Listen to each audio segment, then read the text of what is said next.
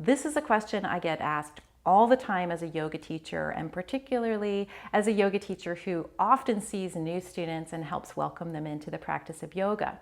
It's a great question because we know that yoga has so many benefits.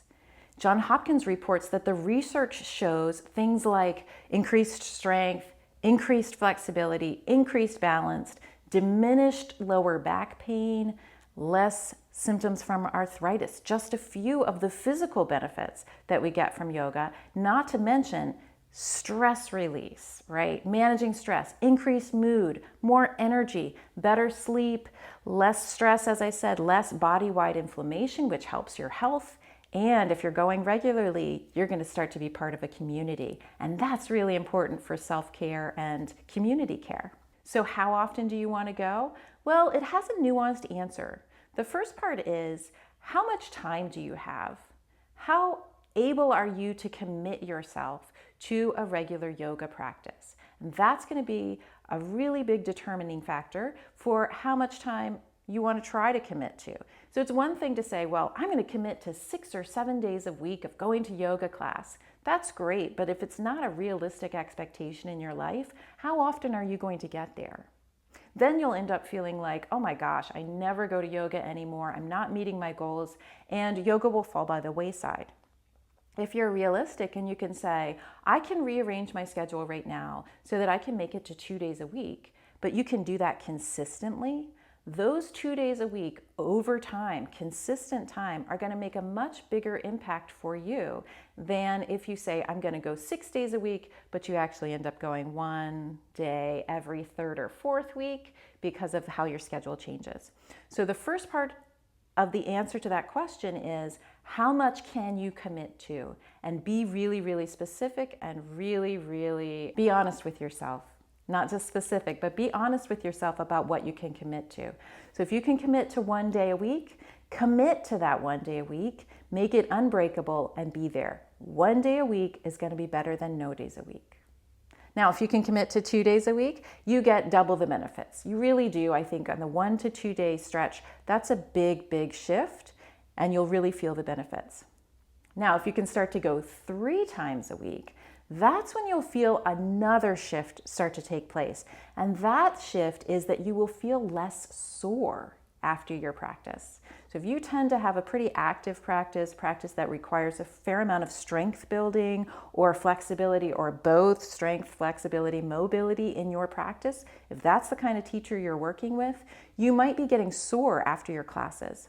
That's totally great. Like, you want your muscles to be getting sore, to be working, and that kind of thing, but it can feel very sore and maybe even turn you off from going back to class.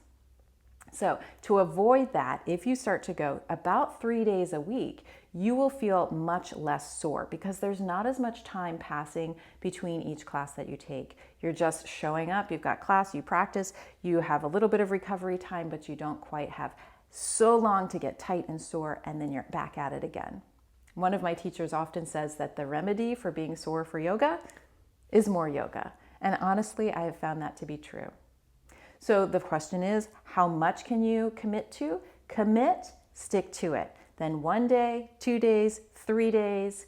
Beyond 3 days, you're not going to feel the benefit quite in the same way, although certainly you are getting benefit. So beyond 3 days, 4 days, 5 days a week, 6 days a week, 7 days a week, it's totally great. You can do as much as you want. The thing that I start to recommend if we're getting into the 6 and 7 days a week of practice is making sure that you have a varied practice. So not every single day is exactly the same, although there are some schools that do that, and that works for them. If that's not your practice, if you're not in a school that has a set sequence that practices the same sequence every day, then I do recommend some days maybe more alignment focused, another day maybe more flow. And if you are practicing 7 days a week, it can be very useful to have one of those days be a completely restorative day, meaning you are absolutely using your practice for rest. That can be difficult for those of us who want to keep going all the time. I know. See what you can do to give yourself a little bit of rest in your practice. And that restorative day, I tell you, will sustain you and sustain your practice for years to come. So I highly, highly recommend that if you're getting up into the 6-7 days of practice. This is also nuanced, I would say, by the amount of time you're spending in your practice. So if you're going out to your gym or your studio, please come out and see us local teachers. We'd love seeing you in person. If you are doing that 5, 6, 7 days a week, those classes are probably 60 minutes, 75 minutes. You might still get a 90-minute class once in a while. So those are longer amounts of time that you're having to commit, and it's a bigger ask of your body. If we're talking about a 10-minute practice that you're doing at home, 15, 20, 30 minutes even, that's not quite the same kind of ask on your body. And so you might do that more often. You might also do that once or twice a day, even more than that. And so you're really working with what is a reasonable ask for you, how sore is your body getting, and do you want to challenge that, and then you're just tempering up and tempering back down, sort of dialing up your practice, dialing it back down based on what your needs are. So my recommendation is check in with yourself, acknowledge and honor what you can commit to, and then commit. Commit to it for at least a month, and then see. Maybe add more when you have more energy, and certainly stick with at least what you've committed to. You will see the benefits. You will really enjoy it, I promise. I don't know if you'll enjoy it actually, but I know that you will experience the benefits.